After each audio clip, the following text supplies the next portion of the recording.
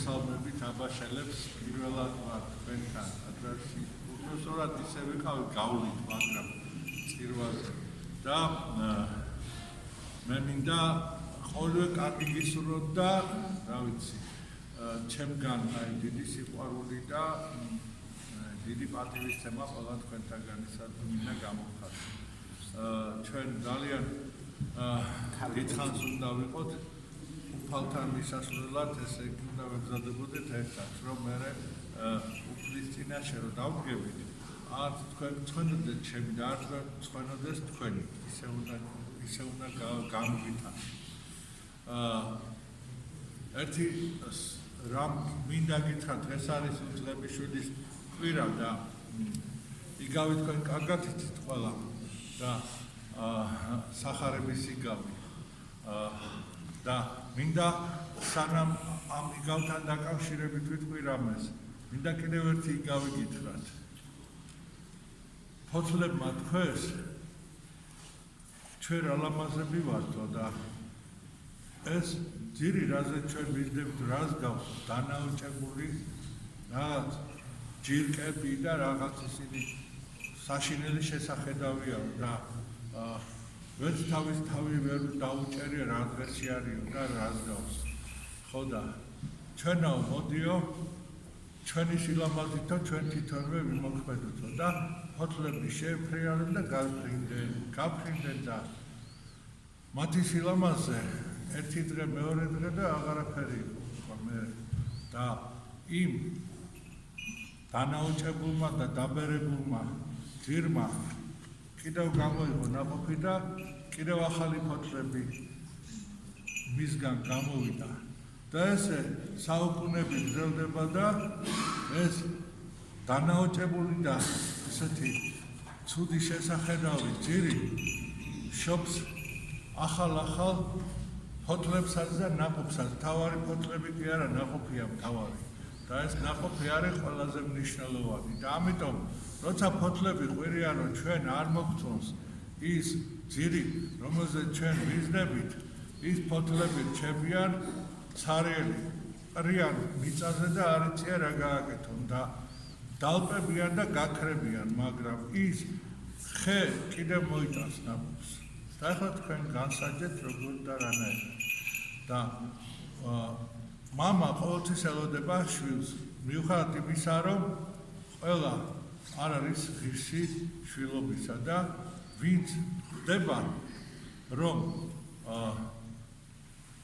დააშავა შენდობას ითხოვს და ამბობს უძღებიშვილი დღეს რომ წავიკითხეთ რომ არა ვარ ღირსიო რომ შენთან ახლოს ვიყო და იქნებ მონად მაინც მიმიღო შენთანო და გამოვა უფალი და შეგებება და სამოსელ პირველს მიაგებებს და დაკლავს ჭამებულ ზვარაკს და იქნება მხიარულება და ეს არის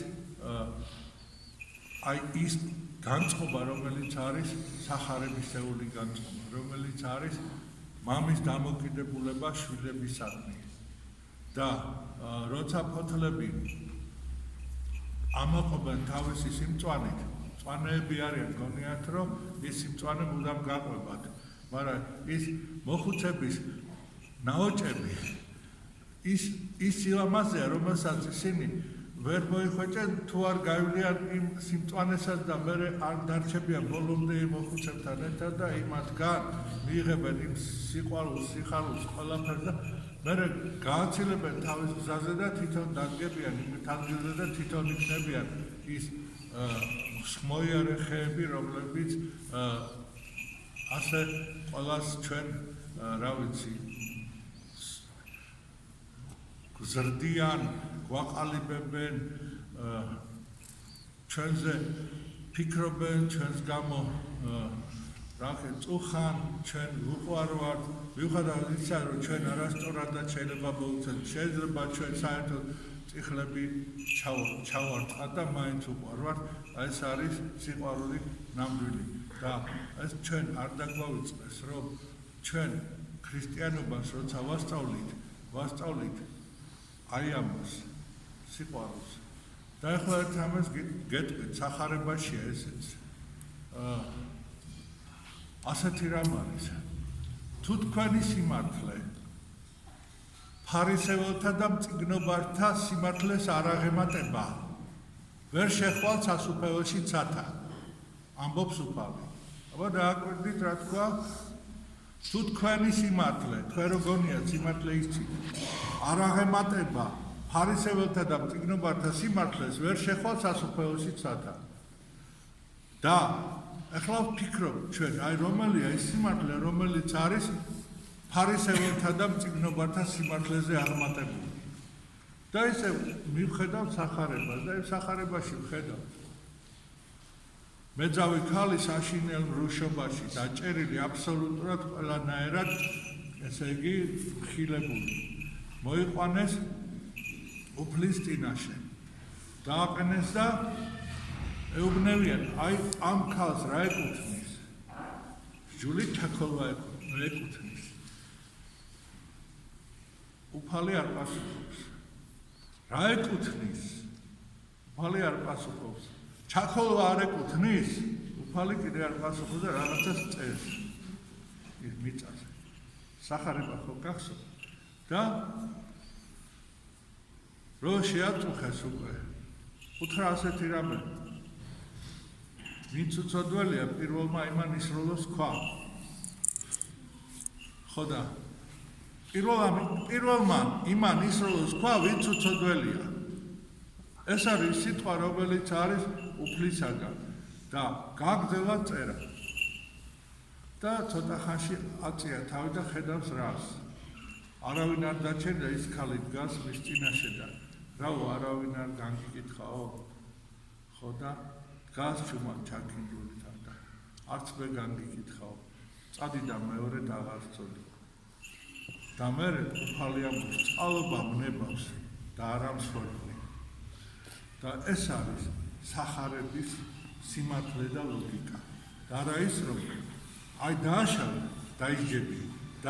დაიჯები მაშინ მასე რო იყოს დააშავე დაიჯები ცოცხალი ვინ იქნებით ერთი ადამიანი არც მე არ ვიქნები არც არავინ თუ ღმერთი ყველას ჯის იმისთვის რომ იმან ჩაიდინა ცოდვა მაშინ არც ერთი ადამიანი იმის გამო რაც ჩაიდინა თავის ცხოვრებაში ცოდვები არც ერთი ცოცხალი არ უნდა იყოს და აქვე მოვიტან ერთ მაგალითს პირველი მსოფლიო კრების დროინდელ ამბავს ესე იგი იყვნენ ასეთი მწვალებლები რომლებიც თეთრით იმოსებოდნენ და ამბობდნენ რომ ვინც ძიმეცოდვა შეცოდავს ის ქრისტიანის სახელის ღირსი არა ამიტომ უნდა განიკვეთოს და არასოდეს აღარ უნდა დაბრუნდეს და მართლმადიდებლები ქრისტიანები ამბობდნენ ყოველთვის რომ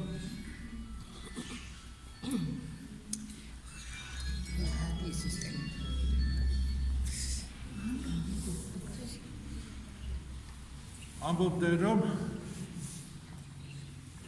ესე იგი სინანულით ყველა ცოდა მიეტევა სახარებაში რომ ვკითხულობთ ეს არის ზუსტად სინანულით ნებისმიერი ცოდა მიეტევა გარდა სული წვიდის გბობისა ახლა აქაც შევხედოთ სინანული ის ძალა რომელიც ყველა ცოდვას აღემატება და ყველა ცოდვას ფარავს თუ შენ დიდი ესე იგი სინანული გაქვს შენი ცოდვები რაც არ უნდა მძიმე იყოს იფარება ეს არ არის ჩემი ლოგიკა ეს არ არის ჩემი მოგონილი ეს არის სახარების ლოგიკა და სახარების მიერ მოყვანილი სიტყვა აქედან გამომდინარე როცა ვამბობ ჩვენ რომ ვინმე დამნაშავეა იქვე გვეუბნება უფალი როგორც განიკითხავ ისე განიკითხები ანუ შენ რო ვიღაცაზე ლაპარაკობ მაშინ შენ თავზეც ილაპარაკე რასაც აკეთებ და უფრო სწორად როცა დღეს ახლა ბართვის პერიოდში შევდივართ და უნდა ვთქვათ ყველა მერთად უნდა ვთქვათ და მეტანიებიც უნდა ვაკეთოთ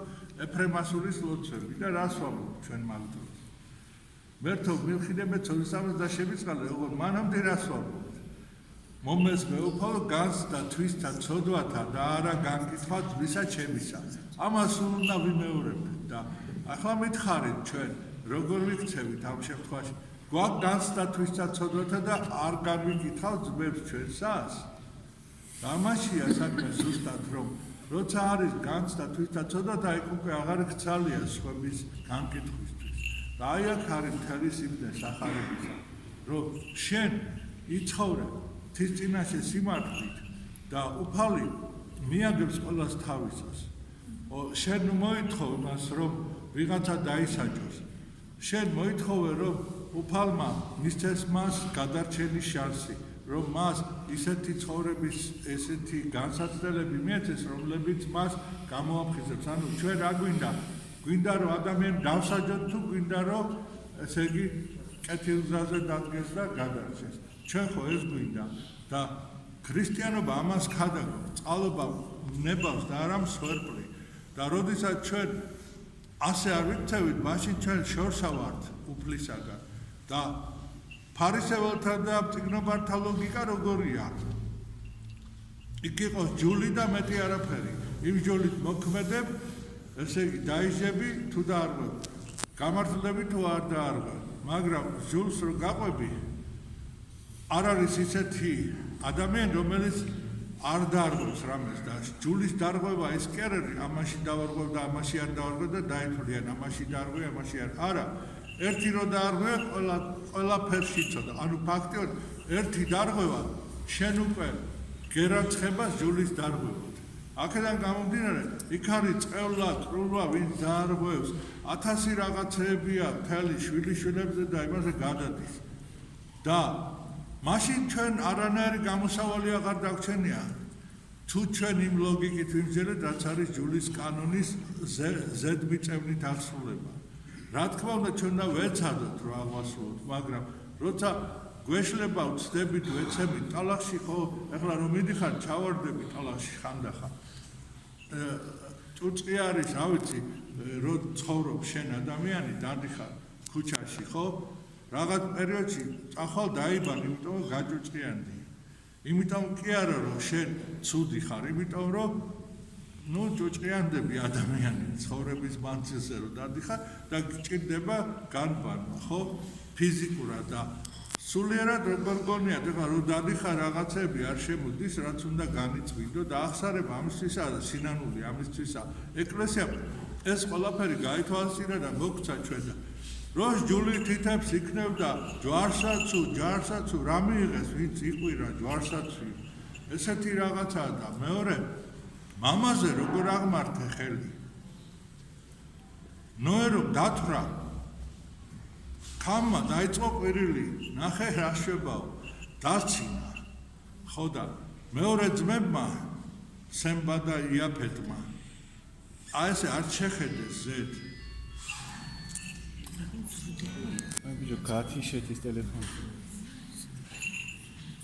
არ შეხედეს ზედ. აი ასე უკან, ასე ზურგით მიახლე, წაიღეს ზეწარი, გადააფარეს და გაარიდეს იქაურობა, იმიტომ რომ მამის შიშიშვლე არ უნდა გამოეჩინათ. არა იმიტომ რომ ისა რა ქვია, ის კარგად იქცეოდა, არაფერი იმიტომ რომ თვითონ არ აკადრეს მას. ესეთი რაღაცაა და აქ როგორი რამეა, იცით? შეხედე შენ საქმეებს და იმის საქმეებს, ვიზაც შენ ასე უშვერად აგინებ. აქ ისიც არ არის, რაც ნოეს დაემართა, ის დათვრა და რაღაც კონტროლი დაკარგა. აქ სრულიად სხვა სიტუაცია. აქ როგორ ხო ვიცით რომ ნაყოფი შეიცნობა. ყველაფერი ნაყოფით. ნაყოფით შეცნობა რას ნიშნავს? შეხედე მის საქმეებს. ერთ საქმეს გეტყვით, სულ აი ერთადერთს გეტყვით და დანარჩენი თქვენ თვითონ დაითვალეთ. ავტოკეფალიის ცნობა სოფლიო ეკლესიის მიერ.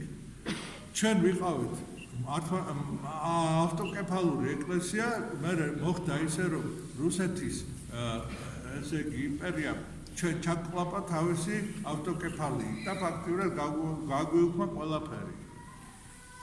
რა მოხდა? ეს გაუქმებული ავტოკეფალია გაუქმებული სინამდვილეში არ იყო უბრალოდ მათგან გაუქმებულად ითხოვდა თუ არა სიმართლე იყო ის რომ ეკლესია მოქმედებს ავტოკეფალური. რა ეს სიმართლე უნდა ეღიარებინა მსოფლიოს. უამრავი დრო დაჭირდა ამას რომ ეს მომხდარიყო ასე და აი იმ კაცმა რომელსაც აგინებს ზოგიერთი ხო აი კაცმა რა ქნა წავიდა ბოლომდე იბრძოლა და არა ისე რომ უბრალოდ ეღიარებინათ არამედ თავისი ძირფესვიან ანუ იმ დროიდანვე რა დროსაც იყო ავტოკეფალური იქიდანვე ყველა მცნორო ეს არის ნამდვილად ის ძველი საქართველოს ეკლესია ივერიის ეკლესია ავტოკეფალური რომელიც ანტიოქიას გამოიყო როგორც ავტოკეფალური ეკლესია რომელიც დედა ეკლესია მისი ანტიოქია და არა რუსეთი რომელიც თქვა ესე ეგზარქოსობას გთავაზობდა და აი მარტო ეს საქმე რო ავიღოთ საშვილიშვილო საქმე რომლითაც ჩვენ დღეს ჩვენი ეკლესია გამართულად დგას აბა წარმოიდგინეთ ერთი წუთით რომ ავტოკეფალიის ცნობა არ იყოს და რა მდგომარეობაში ვიქნებით ჩვენ მიუხედავად იმისა რომ ჩვენ საუკუნეების მანძილზე ვიცით რომ ჩვენი ეკლესია არის ავტოკეფალური მაგრამ სოფლიო არ აღიარებდეს მაშინ რა მოხდებოდა ის რომ სულ ყველგან ვიქნებოდი დაკნინებული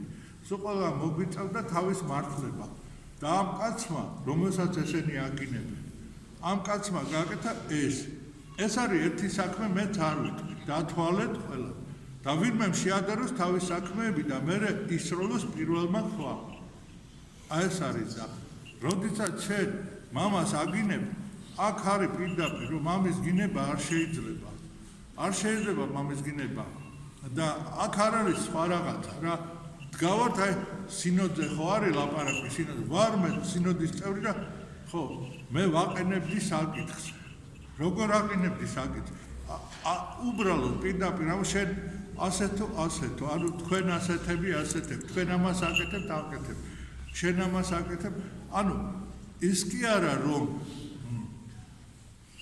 ანუ როგორ წესია რომ ესე იგი შემოდი განცხადებით სინოდის ესე იგი სინოდის წინაშე და თქვა მე ამას ვამბობ და ვამტკიცებ სხვადასხვა მტკიცებულებით რომელიც გამაჩნია და ესე იგი თუ მე ვერ დავამტკიცე ეს ჩემი ნათქვამი და ჩემი ესე იგი ჩემი დაწერილი ეს ბრალდებები ხო მაშინ მე დავისაჯო იმ სასჯელით რა სასჯელით ეკუთვნის იმას ვიზეც მე ამას ვამბობ ანუ ცილისწამებას თუ ეწევი მაშინ ცილისწამებისთვის ისევე იდები როგორც ის უნდა დასჯილიყო ამ სიტყვებისთვის ეს აუცილებლად უნდა გაკეთებულიყო იმისათვის რომ ზოგადად სინოდზე რამე საკითხი განიხილოს და მეორე მომენტია კიდე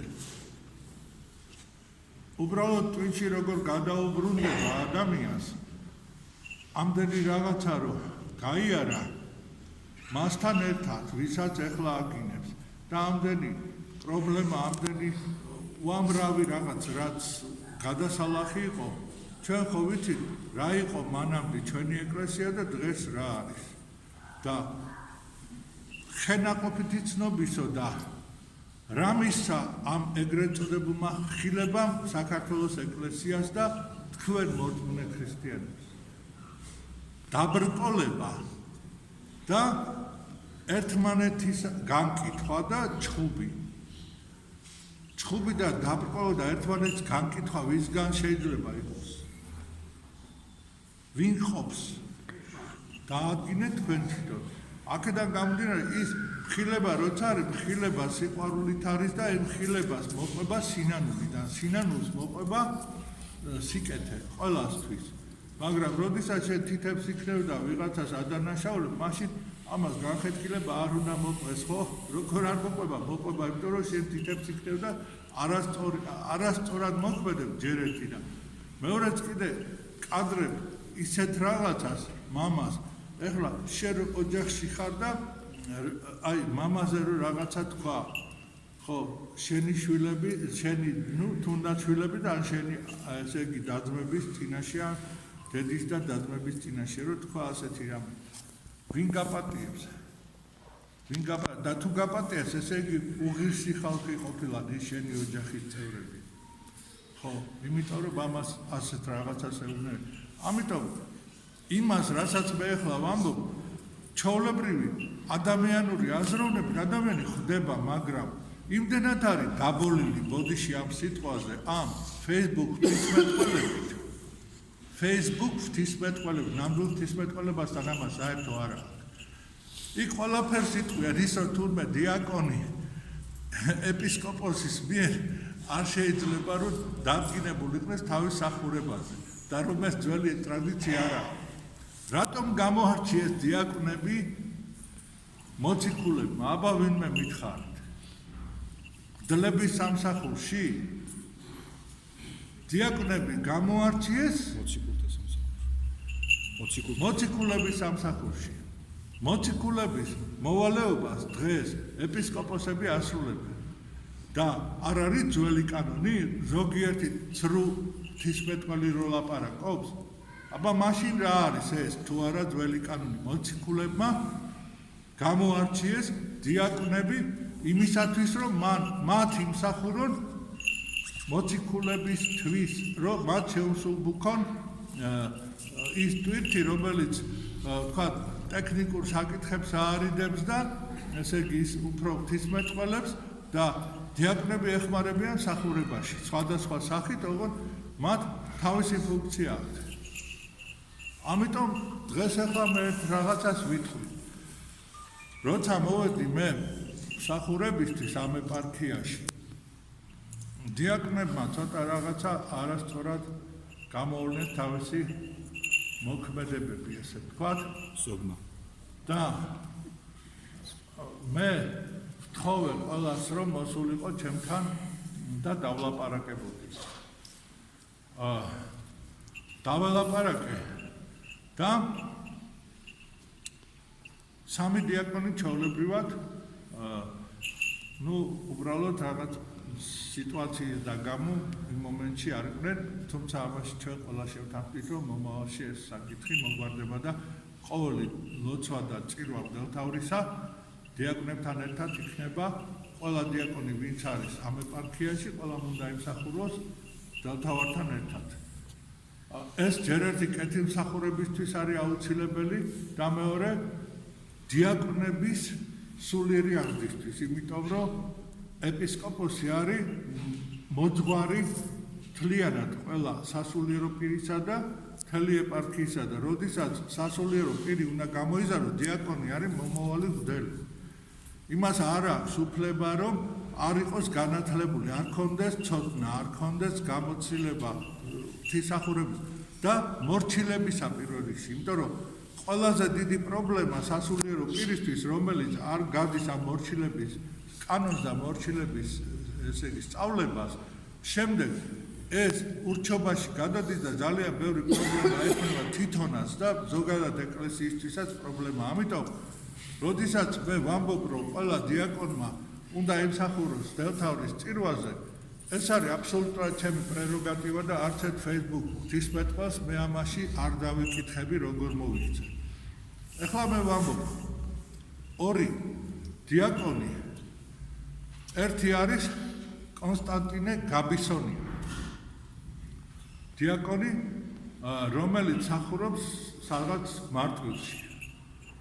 მასთან რო ვილაპარაკე, სიტყვას არ მაცრიდა, თუმცა მაინც ვეცადე, რომ გამეგებინებინა. მამებიც იკითხნენ, რომ ესე ვერ იტყვის, რომ რაღაც მარტო რო ხარ, იტყუებია, რომ ვითომ ესე არ გიტყვია. მამებიც იყვნენ და ჩვეულებრივად იციან იმათვას, როგორც იყო. მეუთხარი შენ უნდა იმსახურო ჩვენთან ერთად. და რას ვთხოვ? წარმოიდგინე, რას ვთხოვ? ვთხოვ, რომ დიაკონმა იმსახუროს მგელთავრის წირვაზე. ანუ რა არის ამაში გაუგებარი ან დამაბრკოლებელი? მე ვუთხარი ჩემი ხანისაქენი, რა ქვია იმას, დათესე მე რა ვიცი, მომიტანე ფულები, თუ რა ვუთხარი? მე ვუთხარი, რომ მოდი და ჩემთან ერთად იმსახურე, ხო? ეს სიტყვა, რომელიც მე ვუთხარი, იქიდან მომივიდა ასეთი პასუხი, ამ კონსტანტინესკენ ასეთი პასუხი იყო, რომ იქ მარტვილში არიან ისეთი მღვდლები, რომლებთან ერთადაც ის არ დადგება მსახურებისთვის. მე ვუთხარი, რა შუაშია იმათთან ერთად არ დადგები მსახურებისთვის. მე გეუბნები ჩემთან ერთად დადექი და ის თუ შენთან რამეში არ არის მართალი, ამაზე ცალკე სალაპარაკოა, მაგრამ მე გეუბნები ჩემთან ერთად იმსახურე და რა შუაშია მღვდელს და ვიღაცას გაბუტული ხარ და არ ელაპარაკებ. ჯერ ერთი მაშინ არა გაქვს უფლება შენ თუ ვინმესთან გაბუტული ხარ, ჯერ უნდა შეურიგდე და მერე შეგიძლია იმსახურო.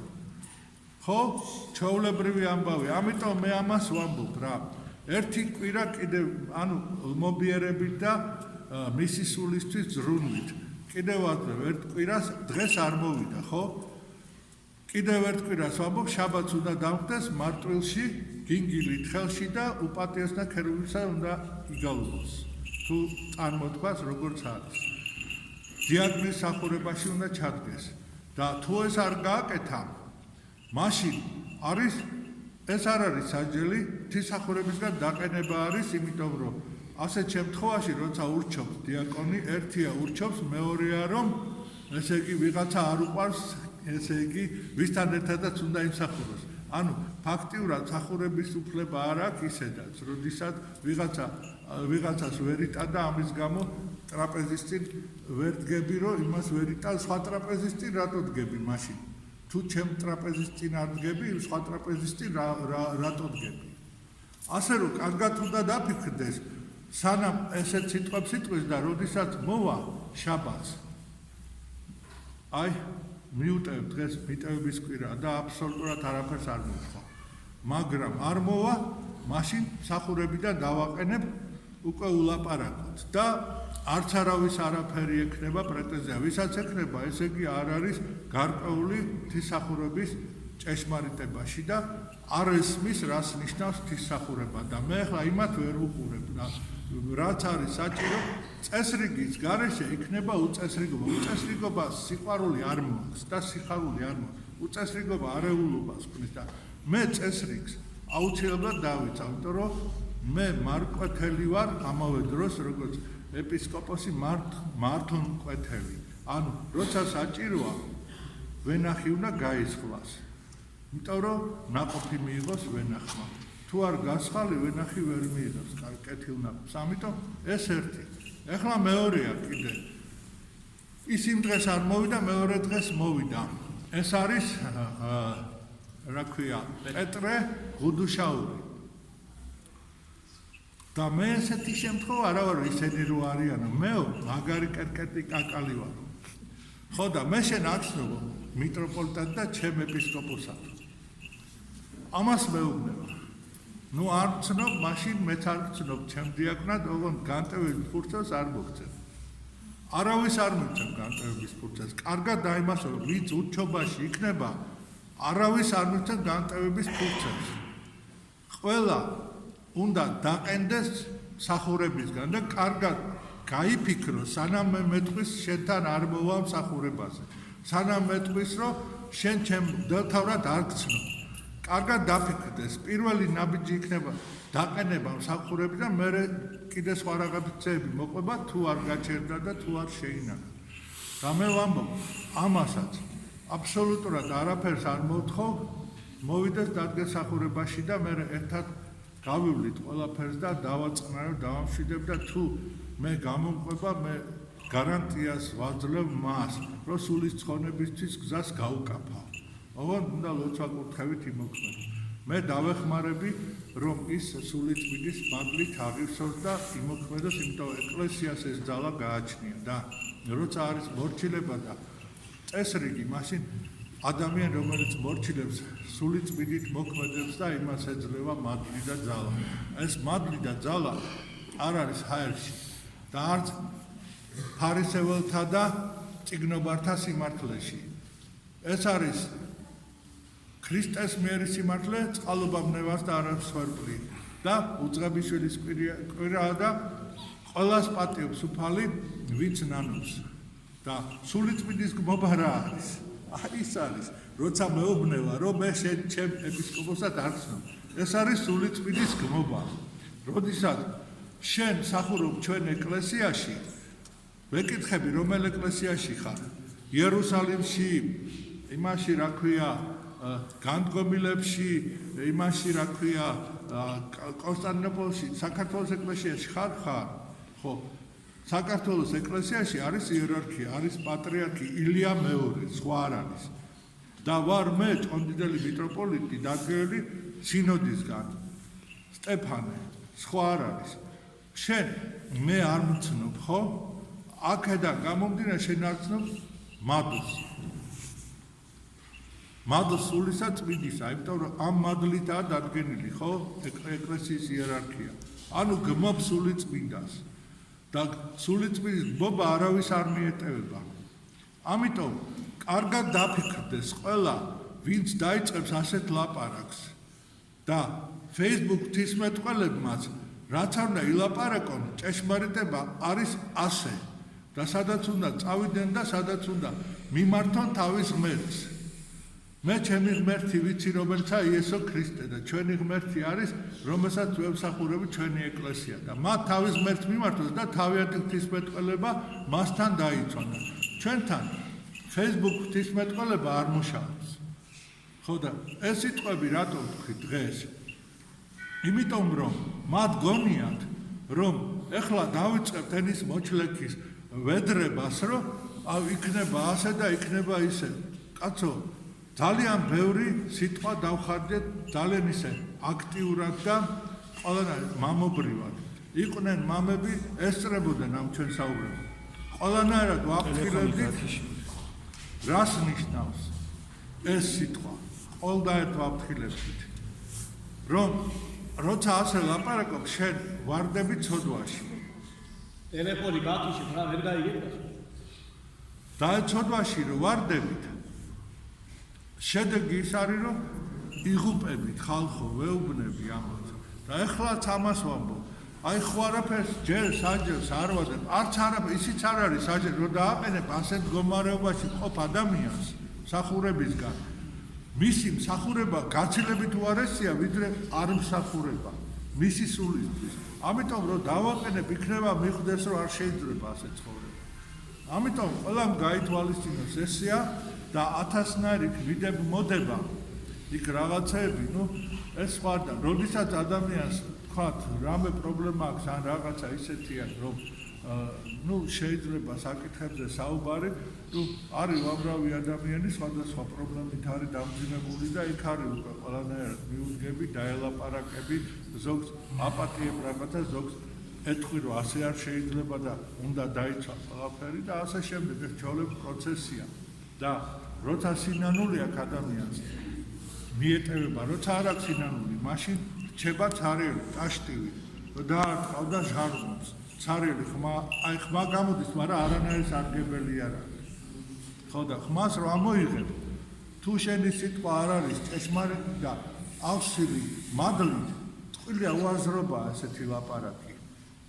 ამიტომ ვამბობ, ეს ეკლესია აძლევს ამას, ჩვენ თვითონ კი არ ვქოლობთ ამას.